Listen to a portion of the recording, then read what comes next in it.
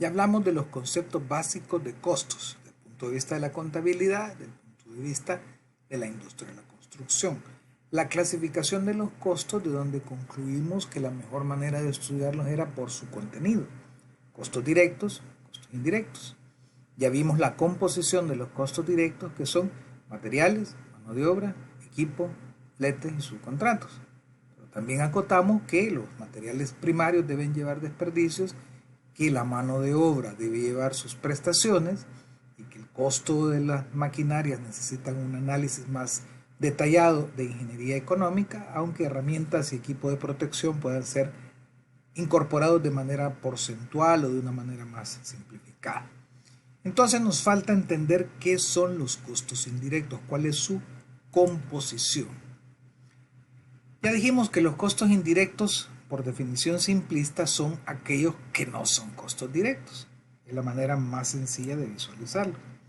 Pero ya desde un punto de vista más profundo, hay gastos de administración, gastos de venta y gastos financieros que nos lo establecen los sistemas contables, pero en la construcción solemos incluir imprevistos de carácter general. Adicionalmente, vamos a discutir un poco el impacto de los impuestos, dónde van, y el concepto de las utilidades, que si bien es cierto, no son costos, en la industria de la construcción solemos incorporar las utilidades a los indirectos. Conceptualmente no es lo mismo, pero es una manera de poderlos incorporar a nuestras ofertas. Entonces vamos a ver por cada uno de estos ítems qué significan gastos de administración, gastos de venta, gastos financieros, qué significan o cómo incorporar los imprevistos, una discusión sobre los impuestos y una discusión sobre las utilidades. Los gastos de administración. El cálculo de los gastos de administración en la construcción conviene dividirlos en administración de campo, que son todos los gastos generales que se generen en la obra, y gastos de oficina, que es la oficina central. Entonces, en campo tenemos salarios de personal técnico como maestros de obra, ingenieros residentes, dibujantes, pero también hay papelería, equipo de comunicación, de oficina, gasto de transporte, entre otros. Entonces, todo esto lo incorporamos en los gastos generales de administración. Hay países donde son capaces de trasladar el costo del maestro de obra, incluso del ingeniero, hacia el costo directo, y en ese sentido sus costos indirectos son menores. Esto es importante que lo sepan para aquellos casos de quienes vayan a trabajar al exterior o reciban presupuestos de otros países donde uno se admira de que vienen porcentajes de indirectos muy bajos, pero cuando se analizan los costos directos hay parte o toda esta administración de campo incorporada al costo directo. En nuestro medio no es así. Generalmente el indirecto lleva la administración de campo y la de la oficina central. En oficina central está el alquiler de local, sueldos permanentes, sueldos temporales, honorarios de, por ejemplo, abogados, auditores, etc. Prestaciones sociales del personal, papelería, equipo de oficina, equipo de transporte, depreciación de equipos, servicios de luz, teléfono, agua, mantenimiento, limpieza y en general cualquier gasto general que no pueda ser aplicable a los costos directos. Entonces, ya desde aquí vemos que no está fácil, porque ¿cuánto me dice? ¿Cómo me calcula usted cuánto de la administración de oficina le va a poner a un presupuesto si usted no sabe exactamente ni cuántas obras va a poder ejecutar en un año? Igual, hay una serie de cosas, por decir algo, el pago de servicios de comunicación de la oficina central. Okay, hay que diluirlo en todos los proyectos, pero ¿cuánto? Entonces, esto requiere ya de experiencia que viene de los resultados contables para poder realmente poderlo ponderar. Entonces, esos son los gastos de administración. Necesitamos resultados contables para poder decir, ok, le voy a poner, por decir algo, 20% sobre el costo, un sobrecosto del 20% al costo directo para absorber todos mis gastos de administración, por decir un número, es 15. Luego están los gastos de ventas. Aquí depende mucho si se trata de una empresa viviendista o si se trata de una empresa contratista. El viviendista necesita claramente una unidad, u oficina o empresa que se ocupe de vender los proyectos. Por ejemplo, usted muchas veces ve anuncios donde dice visite nuestra casa modelo, entiéndase aquí en el teléfono. O sea, hay toda una operación de venta que va por parte del mismo viviendista. No es que el banco nos esté ayudando a vender, no, el banco nos presta el dinero para construir, para diseñar y construir. Después nosotros vendemos el inmueble, porque aquí no vendemos servicios, sino un producto, y de lo que vendemos del inmueble le vamos pagando al banco. Y el banco a su vez le presta a quien compra el inmueble, y entonces el negocio redondo es del banco. Ahora, en el caso de contratistas, que no solemos utilizar dinero bancario para construir, muchas veces hay que considerar lo que cuestan las fianzas bancarias. ¿Por qué? Porque lo tomamos con empresas afianzadoras para cubrir esas garantías, y usualmente las garantías son garantía de oferta, garantía de fiel cumplimiento, garantía de anticipo, de buena obra y de pago a terceros, muy parecido a lo que establece la CAP. Entonces, ¿cómo evaluar estos gastos de venta de un contratista? Pues dependerá del tipo de contragarantía que se otorgue. Por ejemplo, es muy usual que el contratista utilice una contragarantía hipotecaria. Entonces, aquí hay gastos.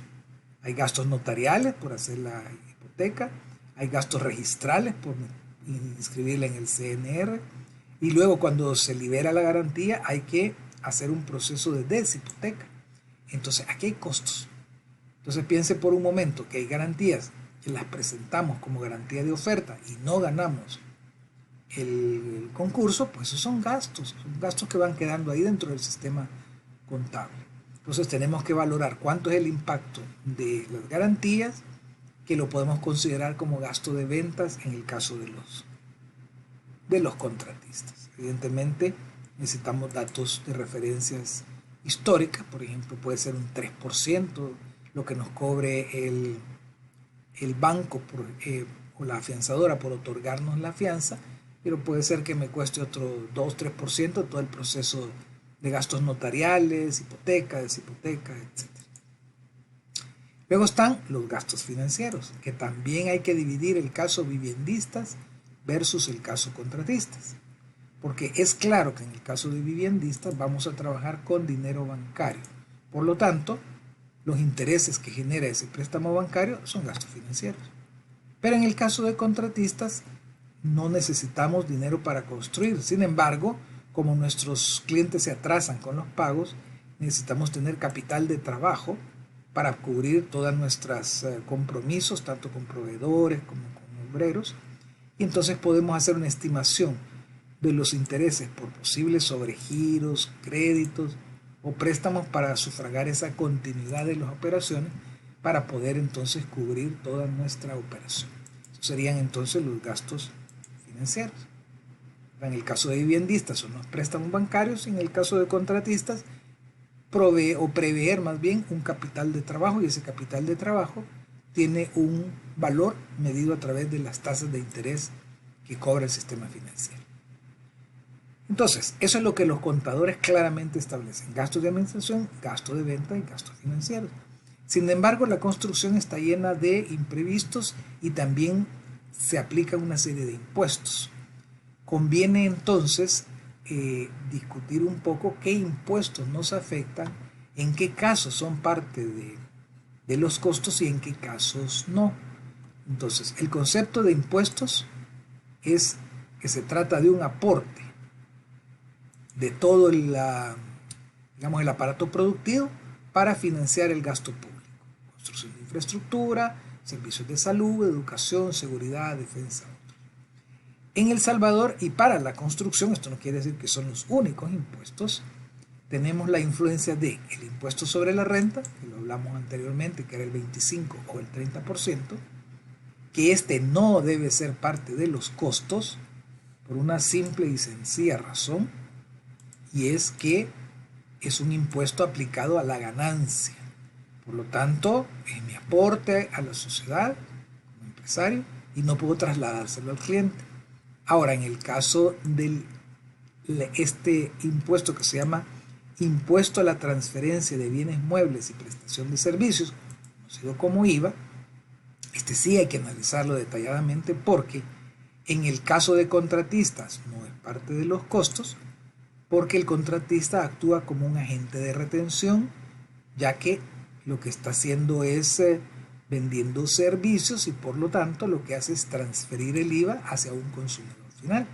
Quien paga el IVA siempre es el consumidor final, no el intermediario. Entonces, si somos contratistas y lo que vendemos es servicio, pues somos intermediadores y lo que hacemos es cobrarle el IVA al cliente y pasárselo al Ministerio de Hacienda. Ya vamos a ver cómo funciona esto. Pero en el caso de viviendistas, el IVA sí que es parte de los costos porque la venta final es un inmueble. Y si es un inmueble, entonces podemos ver claramente, en el caso del inmueble, por definición, no está sujeto al IVA porque el IVA es para bienes muebles y servicios. Al inmueble le caerá otro impuesto, que es el impuesto a la transferencia de bienes inmuebles, que lo paga el que compra. Entonces tenemos el impuesto sobre la renta, que no debe ser costo, el IVA, que si somos contratistas no es costo, pero si somos viviendistas sí es costo, y los impuestos municipales que dependen de los activos ubicados en cada municipio siempre y cuando sea más de un año. Entonces, aquí sí tenemos que aclarar un poquito más el tema del IVA.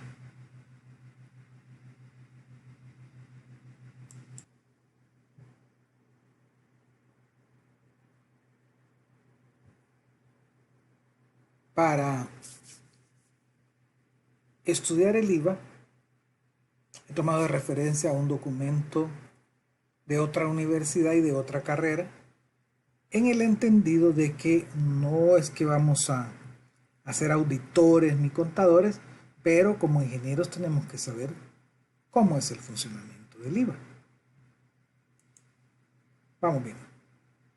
Quizá en primer lugar, antes de esto, tomar en cuenta que el nombre de la ley es Ley del Impuesto a la Transferencia de Bienes Muebles y la Prestación de Servicios. O sea, aquí no van los inmuebles, aquí no van las casas.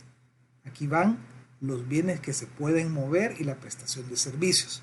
Nosotros en la construcción entramos como la parte de contratistas. Quiere decir que si somos viviendistas, esta ley pues nos estaría afectando de una manera diferente. Entonces, primero el concepto de obligación tributaria. Esto no es que si quiero lo pago y si quiero no lo pago. Esto es el vínculo jurídico de derecho público que establece el Estado en el ejercicio del poder de imponer exigible y coactivamente de quienes se encuentran sometidos a su soberanía, cuando respecto de ellos se verifica el hecho previsto por la ley y que le da origen. En otras palabras, señores, esto es fuerza. Por el poder del Estado debemos cumplir las leyes. No nos gusta, váyase a otro país donde va a encontrar otras leyes similares o más estrictas. Entonces aquí no es que si quiero lo hago o si quiero no lo hago. Una obligación tributaria es mandatoria. Entonces, el impuesto a la transferencia de bienes muebles y la prestación de servicios, conocido, digamos, con cariño como impuesto sobre el valor agregado, constituye una contribución de carácter obligatorio que se causa sobre el valor adicionado o valor agregado a una mercancía o servicio conforme se desarrolla el proceso de producción y distribución. En otras palabras, cada vez que se le va adicionando valor a un producto o un servicio, se va generando esa obligación de pago sobre ese diferencial que se va produciendo cada vez que compramos y vendemos dentro de la cadena de producción y distribución. Entonces, ¿qué es lo que genera este impuesto? Se genera por la transferencia de bienes tangibles entre un vendedor y un comprador, no necesariamente respaldado por un contrato de compraventa. Por ejemplo, en el caso de las viviendas sí debe haber un contrato de compraventa, pero en el caso de servicios podría haber o no un contrato, ¿verdad? Es decir, que el hecho de que no se haya firmado contrato no nos exonera de la generación del impuesto. Luego está, en el caso de los contratistas, la prestación del servicio. Dice, en el que una de las partes es la encargada de brindar el servicio, sería el contratista, mientras que la otra está obligada a pagar una renta determinada en concepto de contraprestación del mismo, así como también los servicios efectuados en calidad de autoconsumo. Aquí está, que el contratante nos paga como contratistas, pero hay negocios, por ejemplo los casinos, donde hay autoconsumo porque regalan algunos productos, pero aún así, si existe un autoconsumo, existe la generación del impuesto. Y luego las importaciones, en este caso pues no es tanto para nosotros. Ahora, según la capacidad tributaria, el Estado, actuando como sujeto activo, exige el pago correspondiente al impuesto a los sujetos pasivos o deudores, contribuyentes y responsables, quienes actúan por cuenta propia o en representación de un tercero mandante. Esto quiere decir que el Estado exige el pago y quienes lo pagamos seríamos sujetos pasivos o también denominados como deudores. Entonces, son considerados contribuyentes o responsables del impuesto las personas naturales o jurídicas, o sea, fulano de tal o la sociedad tal, las sucesiones, que no aplican en nuestro caso, los fideicomisos tampoco, las sociedades corporativas, las sociedades nulas, las asociaciones de personas, asocios, consorcios o cualquier forma de denominación. Observe que agarran a todo el mundo. Y los sujetos pasivos, dice, la administración tributaria reconoce como contribuyente, sujeto pasivo, a quienes hayan efectuado transferencias de bienes muebles corporales o prestación de servicios grabadas y exentas durante el año anterior por un monto mayor o igual a 5.714.29 y cuando el total de su activo sea menor a 2.285.71. Dadas las premisas anteriores, quienes no cumplieren con las condiciones antes descritas están excluidos de la calidad de contribuyente. Observe un detalle, son valores pequeños para la industria de la construcción. Si usted cree que se va a poder salvar de ser contribuyente del IVA y querer trabajar así bajo de agua o en el sector informal, va a ser bien difícil porque en la construcción es bien fácil haber facturado 7.714 y tener un activo de 2.285. Activos son como las propiedades que usted pueda tener. Por ejemplo, una computadora, un equipo de oficina, un local, etc.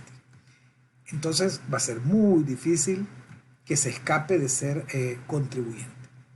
Después dice, cabe mencionar que los sujetos cuyo activo total inicial sea inferior a 20.000 colones antes del 2001, al comienzo de sus actividades económicas, siempre y cuando su actividad principal no sea la importación o internación, no serán reconocidos como contribuyentes. O sea, esto ya prácticamente es historia.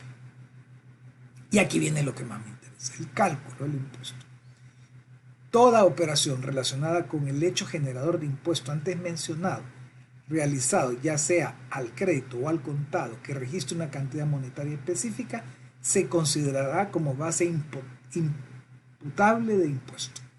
A manera de detalle, un ejemplo de base imponible de impuestos es el valor monetario remunerado en concepto de la transferencia de un bien tangible, prestación de un servicio o importación o internación. La tasa del impuesto es del 13% aplicable a la base imponible. Hoy por hoy, a esta fecha, digamos,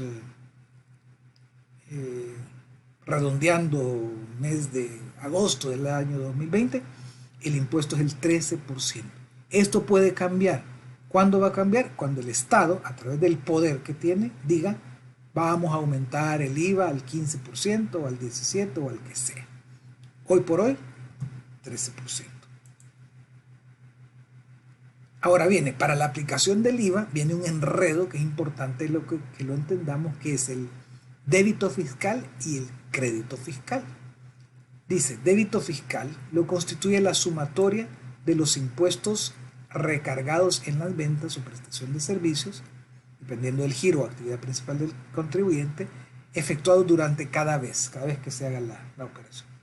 Cada operación es gravada con la tasa del 13% y registrada en un comprobante de crédito fiscal o factura para posteriormente ser documentada a través de un tratamiento contable formal en el libro de ventas o contribuyentes o libro de ventas a consumidor final según corresponda. Esto es una cosa importantísima. Cuando se hace la facturación, digamos, si usted es contratista, tiene que facturarle a sus clientes, puede ser que le facture con un comprobante de crédito fiscal Si su cliente es a su vez agente de retención, y para ser agente de retención tiene que estar registrado con un número de registro en el Ministerio de Hacienda, o si su cliente es consumidor final, se le entrega factura. Pero ambos documentos llevan incluido el IVA. El IVA lo va a pagar al final el último de la cadena, que será el consumidor final. Y esto debe ser registrado en un sistema contable. Es decir, si usted se dedica a la construcción, tiene que tener registros en el Ministerio de Hacienda, tiene que tener sus facturas de comprobante de crédito fiscal y de facturas y llevar unos libros contables. En otras palabras, tiene que pagar contado. Este impuesto forma parte del balance general en una cuenta de saldo acreedor que lleva su nombre, es una cuenta de pasivo, porque el impuesto cobrado es un valor adeudado al fisco hasta que se haga la compensación con el impuesto de las compras. Estos son términos contables, pero así de una manera muy sencilla. Lo que se llama pasivo en contabilidad son las deudas. Entonces, cuando se genera el débito fiscal, se genera cuando se emite la factura o crédito fiscal. Ese monto se registra como una deuda, pero es una deuda al Estado, al sistema fiscal, al Ministerio de Hacienda. Y ahí se mantiene hasta que se hace la declaración mensual, en la cual vinculamos ese débito fiscal con lo que se llama el crédito fiscal. Dice acá entonces que cabe mencionar que en el caso de que el contribuyente transfiera bienes o prestar un servicio a otro contribuyente, registrará dicho gravamen en un comprobante de crédito fiscal debidamente completado, legible sin errores, tachaduras o maquillaje, y posteriormente le documentará en el libro de ventas a contribuyentes como designa la administración tributaria. O sea que esto no es jugando, tiene que ir bien ordenado porque nos puede caer una auditoría de Hacienda y nos caen multas si no lo llevamos como ellos dicen. En caso que el contribuyente realice operaciones económicas generadoras de impuestos con un consumidor final, o sea que nuestro cliente no quiere crédito fiscal, sino que factura, y aquí lo dice, deberá extender una factura debidamente completada sin errores, tachaduras o maquillaje y posteriormente registrada según su correlativo en el libro de ventas a consumidor final. O sea que su contador debe llevar registrado aparte los créditos fiscales y las facturas, y deben ser documentos sin errores, sin tachaduras, sin hacer trampa, con una numeración correlativa, mandada a hacer a una imprenta registrada en el Ministerio de Hacienda, es decir, controlados estamos por todos lados. Y entonces aquí viene la contraparte del crédito fiscal que se llama, la contraparte del débito fiscal que se llama crédito fiscal. El crédito fiscal hace referencia al impuesto correspondiente a las compras, o sea que el débito se genera por las ventas, el crédito se genera por las compras. ¿Compras de qué? De bienes tangibles o pago de servicios por parte de un contribuyente a otro contribuyente, en el que se cancela el valor neto del pago más el impuesto al valor agregado. Para reflejar en la contabilidad el impuesto cancelado en las compras se utiliza la cuenta llamada IVA, crédito fiscal. Esta es una cuenta de activo porque el impuesto cancelado queda a favor de la empresa hasta que se haga la compensación con el impuesto de las ventas. Esto es similar al débito fiscal. El débito fiscal se registra en una cuenta de pasivo, que son deudas, y el crédito fiscal en una cuenta de activo, que son bienes a favor de la empresa. Esto entonces se compensa cuando se hace la declaración del IVA, donde nuestros contadores pues hacen la cuenta de cuánto es de débito fiscal, cuánto es de crédito fiscal, y la diferencia es la que entregamos al Ministerio de Hacienda. Entonces sigue, en el proceso de compra de bienes tangibles o servicios, el contribuyente recibe un comprobante de crédito fiscal según su giro. Esto es bien importante. Usted no puede comprar con crédito fiscal cualquier cosa. Por ejemplo, si mi giro es construcción, porque lo dice mi tarjeta de registro, número de registro contribuyente, yo no puedo ir a un supermercado, comprar productos alimenticios como carne, leche, verduras, etcétera, y decirle a la cajera deme crédito fiscal. ¿Por qué? Porque mi giro no está relacionado con alimentación ni gastronomía, ¿verdad? En cambio, si su negocio fuera un restaurante, puede pedir crédito fiscal por esas mismas compras. Por eso es tan importante esto del giro. Entonces dice, el cual debe ser registrado en el libro de compras. En caso de compras al crédito, es importante tener en cuenta que el comprobante de crédito fiscal original es el único que brinda el derecho de impuesto. La copia o triplicado no respalda dicho derecho fiscal. Esto es porque no se emite un solo documento, sino que hay copias. Dada la situación de poseer IVA, crédito fiscal en exceso, el contribuyente puede administrar dicho impuesto para poder reducir o aumentar el crédito fiscal según corresponda hasta por 2 meses posteriores al de la emisión del comprobante de crédito fiscal. O sea que uno puede reportar hasta 2 meses después una compra si así le conviene, pero más de 2 meses ya no puede. Entonces, a partir de estos conceptos, retroalimentando hacia nuestro caso de la construcción, si somos contratistas, que lo que vendemos son servicios, cuando yo compre materiales, le voy a decir a mi proveedor, por favor, deme crédito fiscal. Y entonces mi proveedor me tendrá que dar un comprobante de crédito fiscal. Cuando yo genere mis ventas, le voy a decir a mi cliente, le voy a preguntar a mi cliente, ¿qué quiere? ¿Crédito fiscal o factura de consumidor final? En ambos casos yo tengo que cobrarle el IVA. Entonces se genera lo que se llama el débito fiscal. Todos los meses, a principio de cada mes, tenemos todas las empresas y personas naturales que están en el área de, de actividades económicas, deben presentar una declaración de este impuesto y detallarle al Ministerio de Hacienda cuánto ha sido el débito fiscal, que es lo que le hemos cobrado a nuestros clientes, y le restamos el crédito fiscal, que es lo que nuestros proveedores nos han dado. De tal manera que al final, en el caso de un contratista, el IVA no es parte de los costos. ¿Por qué? Porque yo se lo cobro a mis clientes y me lo descuento de lo que me dan mis proveedores y solo entrego el diferencial. Es decir, el dinero no se convierte en costo de las compras en ningún momento. Pero eso no quiere decir que al emitir las facturas no tenga que generar el débito fiscal. Pero cuando armamos nuestra estructura de costos, para un contratista el IVA no es costo. Sin embargo, para un viviendista sí es costo, porque el viviendista opera como consumidor final. ¿Y por qué será consumidor final? Porque cuando termine su producto, que es una vivienda o un local, ese producto es un inmueble, por lo tanto, no es sujeto de aplicación de la ley del IVA. Se le aplica otro impuesto, el impuesto a la transferencia de bienes inmuebles, pero no el IVA. Por lo tanto, cuando compro los materiales de construcción, yo le pediré a mi proveedor que me dé factura de consumidor final y entonces ese IVA es parte del costo. Por eso es tan importante comprenderlo, porque dependiendo si tenemos un proyecto de contratista o un proyecto de viviendista, así puede ser el IVA parte o no de los costos.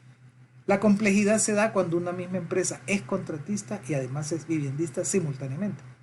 ¿Por qué? Porque tiene que llevar un sistema de contabilidad de costos que le permite identificar las compras de los proyectos que son como contratista y las compras de los proyectos que son como viviendistas. ¿Ok? Bien. El otro tema son los imprevistos. Conceptualmente, un imprevisto no debería ser un costo indirecto. Realmente es una aberración contable. En realidad, el imprevisto son reservas de dinero para atender contingencias provocadas por los riesgos no previstos. Póngase usted el caso. Si usted sabe que va a trabajar en invierno, sabe que va a tener que proteger y por lo tanto tiene la capacidad de cuantificar el costo de esas protecciones y llevarlo incluso hasta los costos directos, si quiere. Sin embargo, puede ser que de repente tenga algo verdaderamente imprevisto y entonces ahí sí se considera un cierto factor.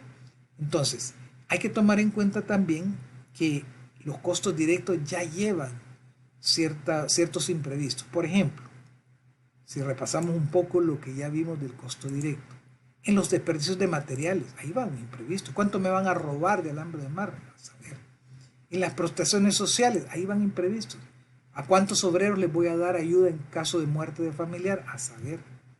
Entonces es conveniente, aparte de esos que van en los costos directos, considerar imprevistos de carácter general por contingencias de tipo natural. Por ejemplo, a lo mejor usted en su presupuesto consideró lluvia normal para proteger ciertas obras, pero se le vino un periodo lluvioso. O de repente en la zona en que estaba le llegó una inundación. O ahora con la pandemia tenemos inestabilidad económica. Eso es totalmente imprevisto. O de repente llega un gobierno que decide desdolarizar y volver al colón y volvemos a la devaluación y eso es imprevisto. Luego está la inflación, que hoy por hoy es baja, pero eventualmente puede aumentar. Además hay errores de planificación. ¿Cuántas veces no se van a equivocar ustedes al hacer un cálculo de materiales? Eso es un imprevisto. Que se equivocó el maestro de obra, que se equivocó el obrero, que se equivocó usted. Todos esos son imprevistos. Entonces, ¿qué hacemos? De manera también a nivel muy empresarial, de mucho criterio, se asigna un porcentaje del costo directo con base en esos criterios muy personales, muy empresariales. El orden de magnitud puede ser un 3%, un 4%, yo diría que más de un 5% del costo directo ya es demasiado. Y hay que tomar en cuenta otra cosa. De repente podemos estar ante catástrofes, terremoto, inundación, erupción, etc. Este tipo de riesgos es mejor protegerlo con seguros, porque no hay forma de que usted pueda decir que le va a poner un imprevisto del 50% por si hay un terremoto y que si no lo hay. Entonces, estar usando factores de imprevistos muy altos los puede poner también fuera de mercado. Entonces, ese es el tema de los imprevistos. Entonces, ojo que realmente no son costos indirectos, pero en la construcción solemos ponerlo como una especie de reserva de contingencia. ¿De acuerdo? Y por último, la discusión de las utilidades. Contablemente, las utilidades se registran en el estado de resultados. Es algo que ya ocurrió, algo pasado, no es algo a futuro. Sin embargo, en la construcción, en general en todos los negocios, tenemos que prever o establecer o definir unas utilidades esperadas, nuestra expectativa de utilidades. Entonces, en la construcción suele ser muy frecuente que metamos las utilidades como un costo indirecto. Conceptualmente es incorrecto, pero pues así lo hacemos. Entonces, primero, ¿qué consideraciones tomar para estas utilidades esperadas? Primero, ¿qué es la utilidad? La utilidad que esperamos es una retribución del riesgo asumido. Entonces, casi siempre está relacionado con el riesgo de la inversión. Y contablemente es como vamos a obtener el resultado en las operaciones financieras. Entonces, lo que hacemos en construcción es que solemos incorporarlo como un costo indirecto, como utilidades esperadas, y lo que hacemos es considerar un porcentaje sobre el costo directo. ¿Qué podrá ser? 10% es bastante usual para contratistas, un 15, un 20% es bastante usual para viviendistas. ¿Por qué es más alto de viviendistas? Porque el riesgo es mayor. ¿De acuerdo? Bien, entonces aquí tendríamos la composición de los costos indirectos. Gastos de administración, de campo y de oficina central, gasto de ventas, que depende si somos contratistas o viviendistas, gastos financieros, también depende, imprevistos, que no hay que abusar de ellos, es solo prever una reserva de contingencia. Estar claros con los impuestos, que el impuesto sobre la renta no es costo y que el IVA depende si somos contratistas o viviendistas y si hay que pagarle a las alcaldías en función de los activos ubicados en su jurisdicción, hay que ver que no se pase de un año, si es menos de un año prácticamente no nos afecta. Entonces, si vemos el gran panorama, los costos de construcción requieren en primer lugar tener claros los conceptos, saber cómo clasificarlos. Para armar nuestros presupuestos conviene clasificarlos por su contenido en costos directos e indirectos. Cada uno de ellos tiene su composición y en este resumen vamos a hacer la síntesis de todo lo que hemos conversado en estos videos. Veamos este mapa mental. El costo de construcción está formado por el costo de materiales, el costo de mano de obra, el costo de equipo, fletes, subcontratos e indirectos. Por ahí escondemos, como les decía hace un rato,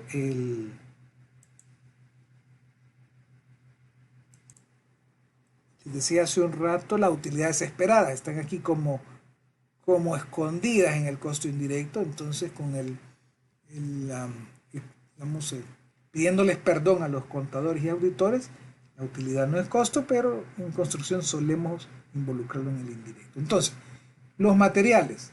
Tenemos que calcular materiales primarios con base en plano y especificaciones, agregar desperdicios de modulación y de operación. Los materiales secundarios, calcularlos según datos empíricos de consumo. Los reutilizables, hacer un detalle constructivo, considerar el número de usos, en el caso de los encofrados sobre todo. La mano de obra, hay que evaluar la mano de obra no calificada, que la calculamos en base a rendimientos, que son datos empíricos. La mano de obra calificada la calculamos con el tabulador de laudo, la forma más práctica. Calculamos un factor de prestaciones sociales, donde se incluyen las prestaciones directas, indirectas y eventuales. Este factor luego se lo aplicamos al costo de la mano de obra y así ya lo tenemos completo, mano de obra con prestaciones. El costo de equipo hay que ver que sea equipo propio o alquilado, e incluso considerar un subcontrato.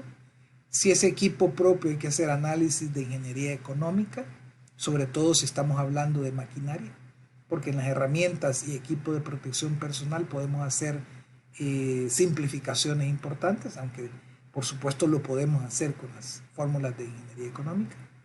Los fletes podemos hacerlo con equipo propio o proporcionado por el proveedor o pagado a transportistas. Sugiero que tratemos siempre de que el precio de los materiales ya incorpore flete, porque nos quitamos un cálculo más. Los subcontratos dependen de criterios empresariales, nivel de especialización, precios y tiempos de entrega. Es frecuente subcontratar la partida eléctrica, subcontratar la ventanería, si hay puertas de vidrio también. Y de ahí otras partidas que puede ser conveniente o no, dependiendo del precio y del tiempo de entrega que nos ofrezcan los proveedores. Y los indirectos son mucho más difíciles de evaluar, incluyen los gastos de administración de campo y oficina central, los gastos de venta, gastos financieros, algunos impuestos, no todos, solemos incorporar imprevistos de carácter general y, como les decía, las utilidades esperadas. Entonces, en esta materia y a partir de la unidad de estudio 5, vamos a aplicar para los diferentes procesos constructivos el costo directo, que es materiales, mano de obra, equipo, fletes, subcontratos. Está claro, creo yo, que usted no puede calcular materiales, mano de obra, equipo, fletes y subcontratos si no tiene claro el proceso constructivo. Y por eso en esta materia iremos viendo el proceso constructivo, visualizando los recursos, para luego calcular materiales, mano de obra, equipo, fletes y subcontratos. Y es además lo que ustedes harán en su proyecto para cada subpartida. Por ejemplo, qué sé yo, Zapata Z1, ¿qué materiales necesita? ¿Qué mano de obra necesita? ¿Con qué factor de prestaciones lo va a cubrir? ¿Qué equipo necesita? ¿Cómo lo va a calcular? Los fletes trataremos que vayan en el precio de los materiales y subcontratos en el área de elementos de concreto no hace sentido, entonces no lo ponemos. ¿De acuerdo? Entonces este es un gran mapa mental que yo les recomiendo lo tengan siempre a mano para cuando estemos haciendo análisis de costos de construcción. Entonces, como ven, los costos de construcción no son un catálogo de precios, no son un manual, no son una fórmula, es una metodología de análisis que la mejor forma de aprenderlo es calculándolos. Y por eso vamos a irlo haciendo en cada unidad de estudio y en el proyecto paralelamente.